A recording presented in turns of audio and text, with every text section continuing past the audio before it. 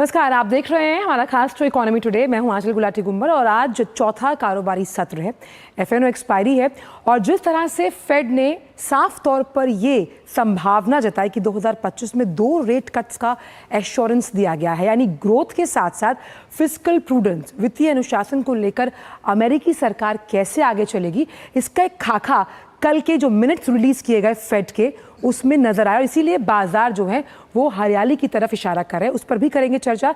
लेकिन सीधे रुक करते हैं इस वक्त की प्रमुख आर्थिक टॉप लाइंस की तरफ। यूपीआई इंसेंटिव स्कीम 1 साल के लिए बढ़ाई गई। 2000 रुपए के ट्रांजैक्शन पर दुकानदारों को मिलेंगे 3 रुपए। सरकार खर्च करेगी 1500 करोड़। वित्तीय अनुशासन को बढ़ाने के लिए बड़ा कदम। भारत लैटिन अमेरिकी और कैरिबियाई देश कर रहे हैं निवेश और सहयोग का विस्तार। केंद्रीय वाणिज्य मंत्री पीयूष गोयल ने कहा, व्यापार संबंधों को और मजबूत करने की जरूरत। ग्लोबल साउथ की आवाज है भारत। यूएस फेड रिजर्व ने ब्याज दरों को रखा अपरिवर्तित। फैसले पर ट्रंप की टैरिफ बढ़ाने की घोषणाओं का दिखा असर। 6 और 7 मई को होनी है अगली बैठक। रीएश्योर्ड किए गए 2 रेट कट्स 2025 के लिए।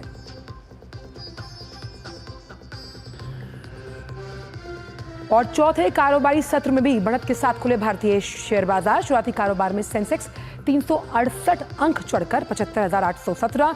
वहीं निफ्टी में भी 100 अंकों की बढ़ोतरी, 23,007 का लेवल।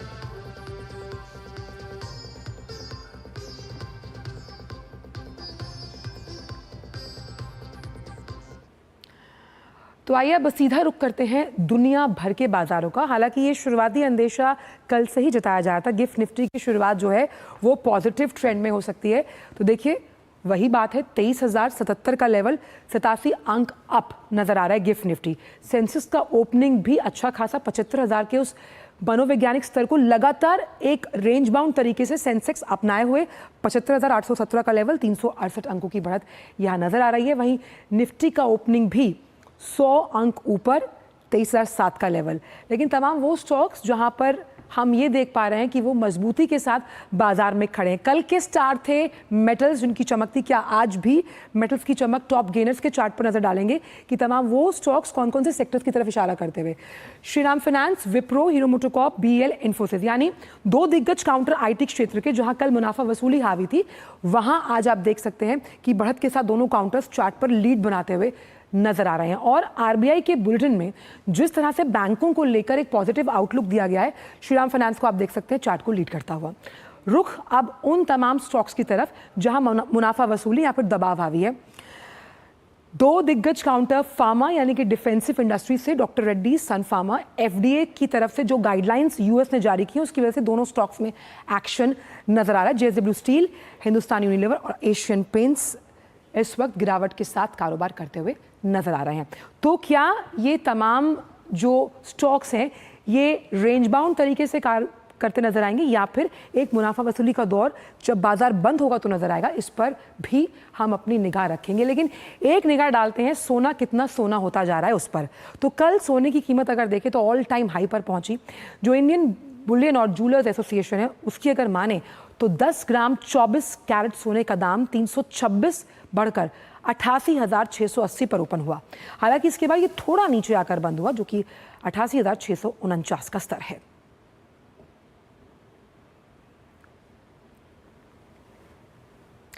केंद्रीय वाणिज्य और उद्योग मंत्री पीयूष गोयल ने कहा है कि भारत और लैटिन अमेरिकी जो देश हैं जिनके साथ कैरिबियाई देश भी शामिल हैं, वहां पर व्यापार में वृद्धि, निवेश और सहयोग का विस्तार किया जा रहा है। नई दिल्ली में 10वां जो सीआईआई का कॉन्क्लेव हुआ था उसे संबोधित करते हुए केंद्रीय मंत्री पीयूष गोयल ने यह कहा कि भारत लैटिन अमेरिका और कैरिबियाई देशों के साथ आर्थिक और सांस्कृतिक संबंधों को साझा करता है। प्रमुख क्षेत्रों की बात की जाए जिसमें नवीकरणीय ऊर्जा, इलेक्ट्रिक मोबिलिटी और आर्टिफिशियल इंटेलिजेंस प्रमुखता से हैं, जहां व्यापार संबंधों को और मजबूत करने की बातों पर सीआईआई के कॉन्क्लेव में जोर दिया गया।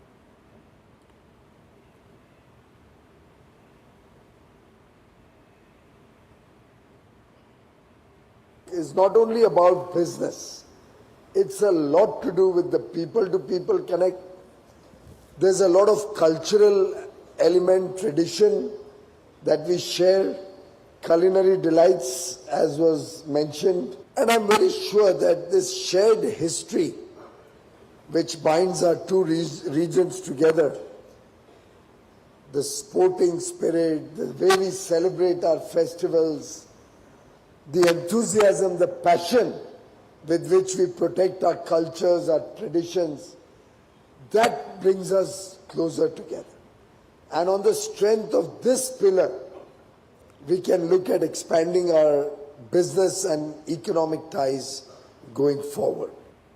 और वाणिज्य मंत्री कहीं ना कहीं जो इंडिया का सॉफ्ट पावर है सांस्कृतिक जुड़ाव के लिहाज से उसका भी जिक्र यहाँ कर रहे थे। और एक जिक्र करना और ज़रूरी है यूपीआई को लेकर, जहाँ केंद्रीय मंत्रिमंडल ने कल एक बड़ा फैसला लिया। वैसे तो कल कई बड़े फैसले कैबिनेट ने लिए, लेकिन ये बहुत अहम फैसला है जहाँ सरकार ने एक इंसेंटिव स्कीम को मंजूरी दी। वो स्कीम क्या है कि वित्तीय वर्ष 2024-25 के लिए जो छोटे ट्रांजैक्शंस हैं, जो भीम यूपीआई के लेन देन को बढ़ावा देते हैं, 1500 करोड़ रुपए की अनुमानित खर्च वाली इस योजना से जो छोटे व्यापारी हैं उन्हें लाभ मिलेगा। यानी अगर आप 2000 रुपए का ट्रांजैक्शन करते हैं छोटे व्यापारियों की दुकानों पर पीओएस मशीन्स यूपीआई के जरिए, तो उन्हें उस पर 3 रुपए मिला करेंगे और किसी अतिरिक्त लागत के यूपीआई सर्विस तक इस पहुंच को आगे ले जाने में मदद मिलेगी। अब इस फैसले से होने ये वाला है कि जो डिजिटल फुटप्रिंट है उसके माध्यम से सुविधा, सुरक्षा और जो त्वरित नकदी प्रवाह है, यानी कि जब हम बात करते हैं बेहतर ऋण की सुनिश्चितता को उपलब्धता में बदलने के लिए, वो बहुत इंपॉर्टेंट हो जाता है। और किसी भी अतिरिक्त शुल्क के लिए आम जनता के लिए ये भुगतान अब सहजता के साथ सुनिश्चित किया गया है।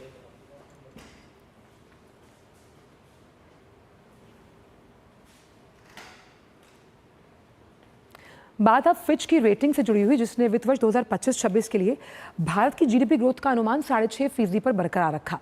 ग्लोबल रेटिंग एजेंसी ने मार्च ग्लोबल इकोनॉमी आउटलुक रिपोर्ट में वित्त वर्ष 2027 की अगर बात की जाए तो यहाँ पर ये आउटलुक जारी किया, जहाँ पर सतत विकास के साथ साथ तमाम जो सर्विस सेक्टर है, गुड सेक्टर है, उसमें बढ़ोतरी दर्ज की जाएगी। इसका जिक्र भी फिच ने अपनी रिपोर्ट में कहा। ग्लोबल सप्लाई चेन को कैसे मजबूत किया जाएगा, डिमांड और सप्लाई को कैसे स्थिर रखा जाएगा, क्योंकि क्रेडिट ऑफटेक आपकी परचेजिंग पावर इंडेक्स को बढ़ाएगा। और इसी रिपोर्ट में इस बात की तस्दीक की गई है कि कैसे जब ग्रामीण अर्थव्यवस्था खर्च करने की अपनी पावर को बढ़ाती है, उसका सीधा रेसिप्रोकल इफेक्ट भारतीय अर्थव्यवस्था पर पड़ता हुआ नजर आता है। क्योंकि बजट में जिस तरह से टैक्स को लेकर जो तमाम प्रावधान किए गए, जो टैक्स में कटौती की गई, उसका मेन जो उद्देश्य था, मकसद था, वो यही था कि भाई आप जो टैक्स का पैसा बचेगा उससे आप खर्च करेंगे, वो वापस उस सर्कल के तौर पर इकोनॉमी में आएगा। और इसी की वजह से हमें मानते हैं कि जो जीडीपी ग्रोथ है वो 6.5% पर बरकरार रहेगी। और आइए बात करते हैं सभी बड़ी खबरों के बाद आज के फोकस से जुड़ी हुई।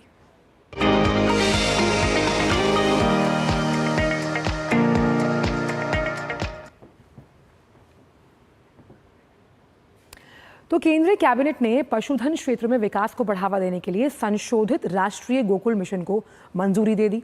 इसके तहत अब होना यह है कि 1000 करोड़ रुपए अतिरिक्त खर्च किए जाएंगे। संशोधित राष्ट्रीय गोकुल मिशन को 15वें वित्त आयोग यानी कि फाइनेंस कमीशन के दौरान 3400 करोड़ रुपए के आवंटन के साथ मंजूरी दी गई। लेकिन आपको बता दें पहले कि आखिर ये है क्या। स्वदेशी गौवंश की जो तमाम नस्लें होती हैं उनके विकास और संरक्षण के लिए, यानी कि बहुत सिंपल भाषा में देसी जो गायें हैं उनके संरक्षण, उनकी नस्लों के संरक्षण के लिए इस मिशन की शुरुआत की गई। अब जब गाय की बात है तो कैसे जो डेयरी सेक्टर है उस पर रिपलिंग इफेक्ट आएगा, ताकि जो दूध का उत्पादन है और उसको कैसे वृद्धि के साथ आगे बढ़ाया जाएगा, इस मिशन का मकसद यही है। ग्रामीण किसानों के लिए डेयरी को अधिक लाभकारी बनाने के लिए ये कवायद की गई, क्योंकि खेती से अलग जो अलाइड सेक्टर्स हैं, जहां पर हम डेयरी की बात करते हैं, हॉर्टिकल्चर की बात करते हैं, मत्स्य पालन की बात करते हैं, तो ये अलाइड इफेक्ट्स हैं राष्ट्रीय गोकुल मिशन के जरिए। यहाँ पर हरित ऊर्जा और जो भी टेक्नोलॉजी का इस्तेमाल किया जाएगा वो इको फ्रेंडली होगी, यानी पर्यावरण की तरफ भी जो जिम्मेदारी निभाने की बात है उसमें भी राष्ट्रीय गोकुल मिशन अपनी हिस्सेदारी निभाता हुआ। और टेक्नोलॉजी ट्रांसफर भी इस मिशन में आपको साफ नजर आएगा कि कैसे ये देसी गांव जो गायें हैं उनके पालन और संरक्षण के लिए हम तकनीक का इस्तेमाल कर कैसे आगे बढ़ते हैं। इस मिशन के तहत पशुओं को पालने, उन्हें रखने, उनके रख रखाव के लिए 50% की सब्सिडी भी दी जाती है ताकि एक इंसेंटिवाइजेशन रहे और लोग इस स्कीम की तरफ आकर्षित हो। अब इससे होता ये है कि जो युवा हैं वो अपना बिजनेस सेटअप कर सकते हैं और ग्रामीण किसानों की जो आय है उसमें डबल डिजिट की वृद्धि होती है। और इसमें एक इम्पॉर्टेंट फैक्टर ये है कि महिला उन्मुखी विकास यानी वुमेन लेड डेवलपमेंट की बात जब प्रधानमंत्री करते हैं तो कैसे महिलाओं को सशक्त बनाया जाता है इस सेक्टर के लिहाज से। अब इस योजना से अगर हम देश भर में देखें 2014 में इस योजना की शुरुआत की गई थी। 10 सालों में जो मिल्क प्रोडक्शन है उसमें आप देखिए 9.30 करोड़ के आसपास हम पहुंच गए, यानी ट्रिपल डिजिट में आगे बढ़ते हुए। तो लबोलबाब यही है कि आखिरकार कैसे किसानों को डेयरी सेक्टर में उल्लेखनीय प्रगति के साथ ये मिशन बहुत कारगर साबित हो रहा है। इस पर और करेंगे चर्चा। वक्त एक छोटे से ब्रेक का है, लेकिन उससे पहले आपको ये सुनवाते हैं कि इस मिशन को लेकर केंद्रीय मंत्री अश्विनी वैष्णव ने क्या कहा है। जो बेसिकली मिल्क प्रोड्यूसिंग कैटल है उनसे जुड़े हुए हैं। पहला है राष्ट्रीय गोकुल मिशन 3,400 करोड़ का। इसमें बेसिकली कैसे हम प्रोडक्टिविटी बढ़ाएं, कैसे कैटल की मिल्क प्रोडक्शन की प्रोडक्टिविटी बढ़ाएं, उसके ऊपर काम किया गया है।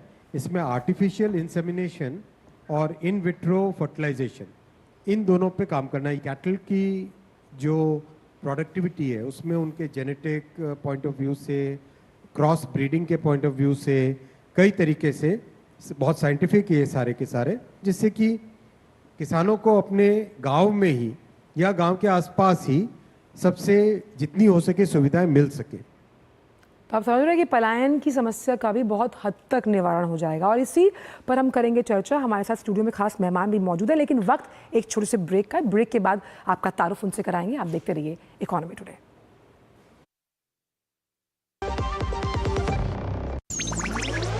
डिजिटल बैंकिंग का है जमाना, टाइम है बचाना। डिजिटल बैंकिंग है आसान, करो चाहे कोई भुगतान, एनी टाइम एनीवेयर, सेफ है, फास्ट है, हर पेमेंट उंगलियों पे सेट है। लेन देन के हैं ऑप्शंस कई, IMPS, NEFT, UPI भी। 24 घंटे करते ये काम, पेमेंट आसान और रहे आराम। RBI कहता है जानकार बनिए, सतर्क रहिए। जब धरती चीर कर निकलता है लोहे का पत्थर और मिलता है मोंगिया के जोश से, फिर तपता है, पिघलता है और बनता है फौलाद। अब होता है सरिया सारी खूबियों के साथ। मोंगिया स्टील, मजबूत देश का मजबूत सरिया। जो लक्ष्य चुना था समझ आने लगा है। GLA यूनिवर्सिटी, उच्च लक्ष्य की निश्चित प्राप्ति। इंडिया में जितने इंडियंस हैं उतने ही इंडियाज भी। So for the record, this is my India. This is my अनदेखा, अनसुना, Unbelievable India. This is my favorite designer wear वाला India. my सखत एनर्जी हीरो इंडिया। এই হলো আমার দুর্দান্ত রোড ট্রিপের ইন্ডিয়া।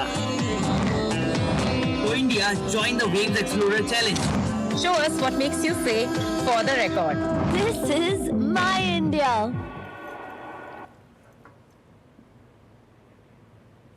ब्रेक के बाद सभी का स्वागत है हमारे खास शो इकोनॉमी टुडे में, जहां हम राष्ट्रीय गोकुल मिशन पर कर रहे हैं चर्चा। बेहद खास मेहमान स्टूडियो में हमारे साथ मौजूद हैं डॉक्टर भूषण त्यागी, संयुक्त आयुक्त राष्ट्रीय गोकुल मिशन। डॉक्टर भूषण, आपका बहुत बहुत स्वागत है इस खास शो पर।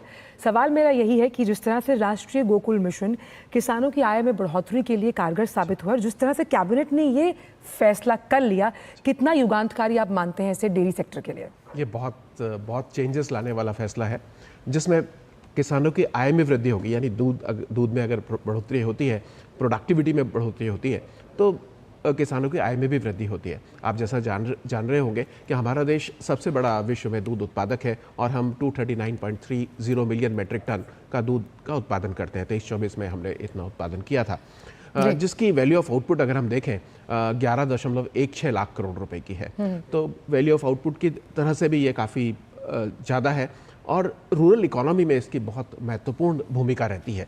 खासकर महिलाएं जो हैं, 70% जो कार्य होता है वो महिलाओं की तरफ से होता है पशुपालन में, तो महिलाओं को इसमें काफ़ी ज़्यादा सहायता मिलती है। और काफ़ी तेजी से इसमें वृद्धि होने से ये सेक्टर बहुत तेजी से बढ़ा भी है। पिछले दिनों में आपने देखा होगा कि हमने जो 3400 करोड़ की जो योजना अप्रूव हुई है, तो उसके अंदर में बहुत सारे ऐसे कार्यक्रम हैं जिससे तेजी से प्रोडक्टिविटी में वृद्धि हो सके।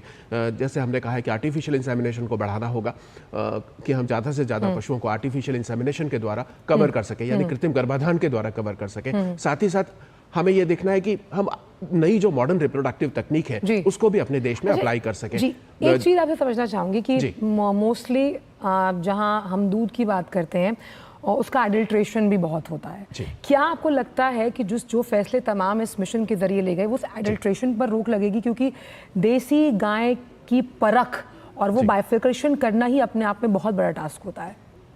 जी हाँ, बिल्कुल। इसके साथ साथ एक और कार्यक्रम की भी स्वीकृति दी गई है, जिसके अंतर्गत हम national programme for dairy development के अंतर्गत 1000 अतिरिक्त करोड़ रुपए दिए गए हैं, जिसकी लागत अब हो जाएगी 2790 करोड़ रुपए, जिसके अंतर्गत टेस्टिंग लैब्स की स्थापना होगी जगह जगह पर। जैसे मिल्क प्रोसेसिंग प्लांट पर टेस्टिंग लैब होगी, साथ ही साथ जो हम प्रोक्योर कर रहे हैं, जो हमारी डेयरी कोऑपरेटिव सोसाइटीज़ है, वहाँ पर भी दूध की टेस्टिंग की सुविधा होगी, जिससे अच्छी क्वालिटी का दूध हमारे कंज्यूमर्स को मिल सके। तो इसका भी पूरा ध्यान सरकार ने रखा है, और दूध बढ़ाने का कार्यक्रम भी रखा है, जिससे दूध में बढ़ोतरी हो, किसानों की आय में बढ़ोतरी हो और नई तकनीकें आए। जैसे हम बात कर रहे थे कृत्रिम गर्भाधान की, साथ ही साथ हम बात कर रहे थे IVF तकनीक की, यानी बोवाइन IVF तकनीक भी इस मिशन के अंतर्गत उपयोग में लाई जा रही है और आगे बहुत तेजी से लाई जाएगी, जिससे ज़्यादा से ज़्यादा हमारे पशुओं में दूध उत्पादकता में वृद्धि हो सके, दूध उत्पादन में वृद्धि हो सके। साथ ही साथ जो दूसरी तकनीक है, जैसे हम बात कर रहे थे सेक्स सॉर्टेड सीमन की, सेक्स सॉर्टेड सीमन हमारे किसानों को अभी तक उपलब्ध नहीं था, जिससे ज़्यादा से ज़्यादा बछिया पैदा होंगी। सेक्स सॉर्टेड सीमन की नई तकनीक लॉन्च की गई है, 2 अक्टूबर 2024 में लॉन्च की गई है तकनीक। ये जो आपने सेक्स सॉर्टेड सीमन की बात कही, इसमें एक चीज़ ये भी है कि कई बार जो हार्मोनल इंजेक्शंस लगाए जाते हैं टू एक्सट्रैक्ट मोर मिल्क, क्या इस मिशन के जरिए उस पर भी लगाम लगेगी? और मुझे तो वो वाइट क्रांति, वो दुग्ध का रेवोल्यूशन याद आ रहा है। हमारा गांव काठियावाड़ी, बचपन में हम वो ऐड देखा करते थे और हमें लगता था कि ये इतना इम्पॉर्टेंट है, क्योंकि किस लिहाज से सबसे बड़े उत्पादक के रूप में आप अपनी पहचान वैश्विक लेवल पर भी अंकित कर रहे हैं। जी हाँ, इस पर तो काफ़ी अंकुश लगा भी है, और जैसा आप मान के चल रहे हैं कि दूध अभी काफ़ी अच्छी क्वालिटी में हमारे कंज्यूमर्स को उपलब्ध भी है।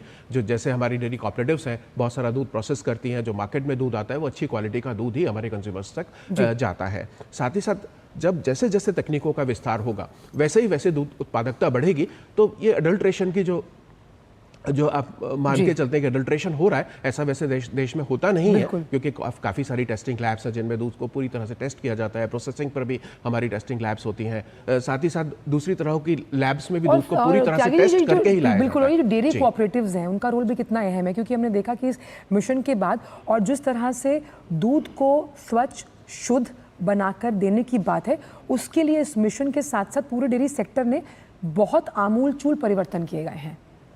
जी हाँ, बहुत सारे परिवर्तन इस डेयरी सेक्टर में आए हैं, और लगातार, जैसे वो हमें लगता भी है, देखने से भी लगता है, जिस तरह से दूध के उत्पादन में वृद्धि हुई है, यानी 6% की ग्रोथ लगातार मेंटेन रही है, पिछले 10 सालों से लगातार मेंटेन रही है।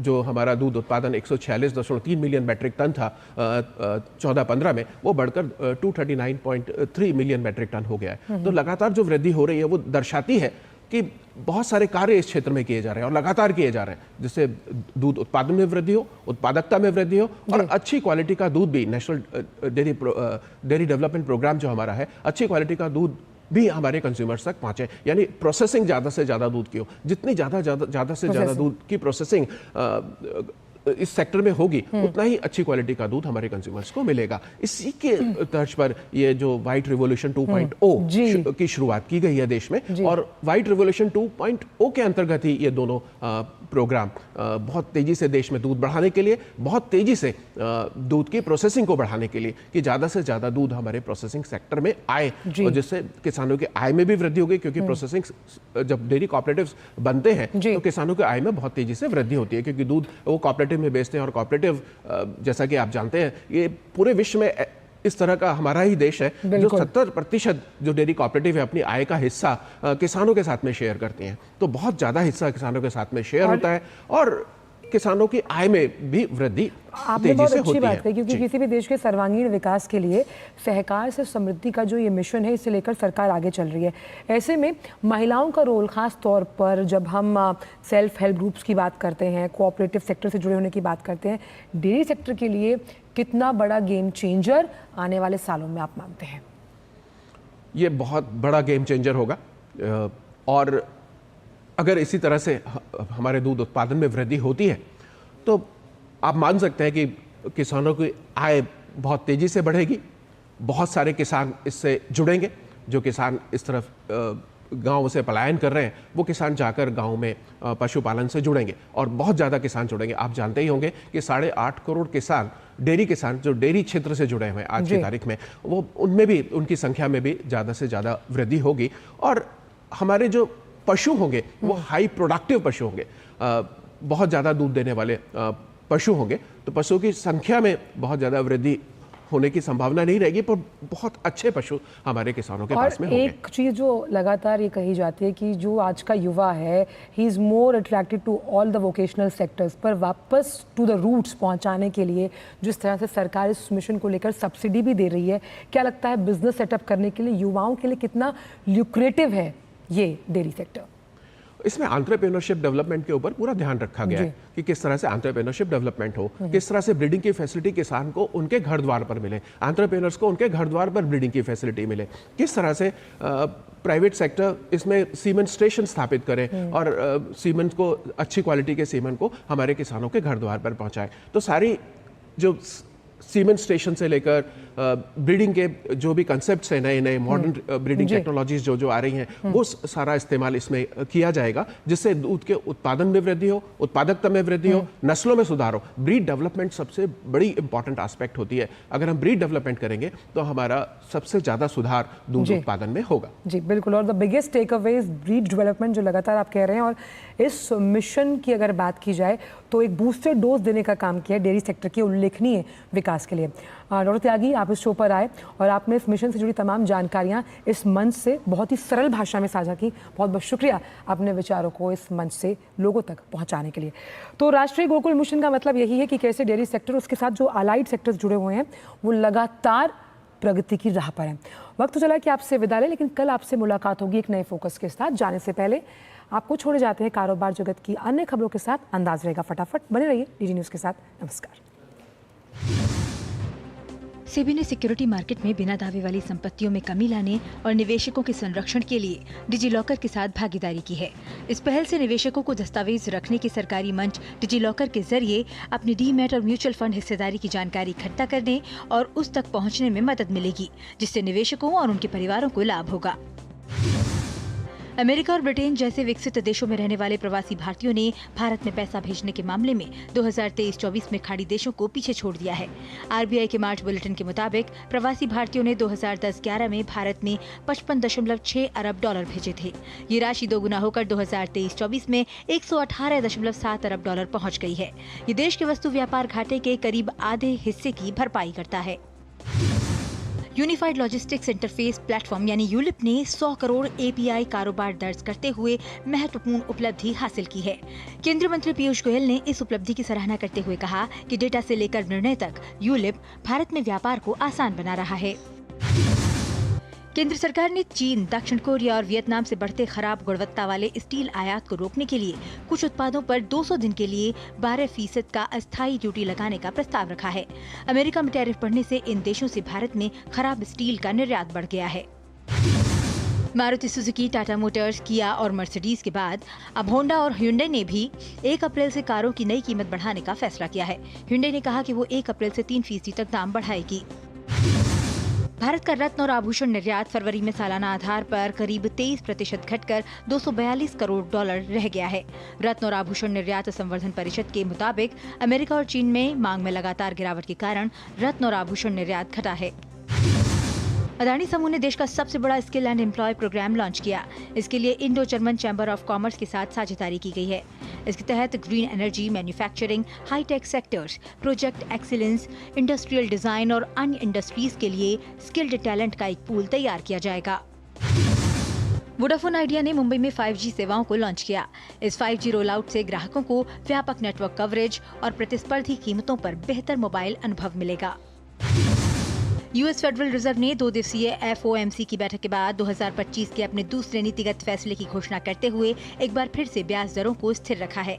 फेडरल रिजर्व ने कहा कि उसे पहले की अपेक्षा कमजोर विकास और उच्च मुद्रास्फीति की उम्मीद है। वहीं FOMC की अगली बैठक 6-7 मई को होगी।